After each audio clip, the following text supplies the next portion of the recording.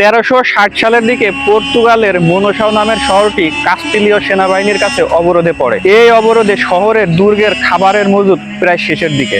তখন দুর্গের রক্ষাকারী সেনাবাহিনী প্রায় ধরেই নেয় আত্মসমর্পণ করা ছাড়া তাদের আর কোনো উপায় নেই। আত্মসমর্পণ করার ঠিক আগ মুহূর্তে সেনাবাহিনীর প্রধানের স্ত্রী লাও দে লাও একটা কৌশল অবলম্বন করেন। দুর্গে অবশিষ্ট থাকা আটাগুলো দিয়ে তারা বেশ কিছু রুটি তৈরি করে এবং দুর্গের প্রাচীরের উপরে গিয়ে শত্রুপক্ষের সামনে তারা রুটি ছুঁড়ে দেয় এবং বলতে থাকে, আমাদের খাবারের কোনো অভাব নেই, বরং আমাদের প্রয়োজনের থেকে আর অনেক বেশি আছে, তোমরা চাইলে এখান থেকে নিয়ে ব্যবহার করতে পারো। ঠিক এই মুহূর্তে শত্রুপক্ষ তখন ভাবতে থাকে, তাদের যদি খাবারের কোনো সংকটই না থাকে তাহলে আমাদের এই অবরোধ আরো দীর্ঘমেয়াদী হবে এবং সেক্ষেত্রে আমরা দুর্বল হয়ে পড়ব এবং এই দুর্গ দখল করা সম্ভব হবে না। তখন তারা দুর্গের অবরোধ ভেঙে দিয়ে ফিরে যায় এবং শত্রুপক্ষের হাত থেকে দুর্গটি তখন রক্ষা পায়।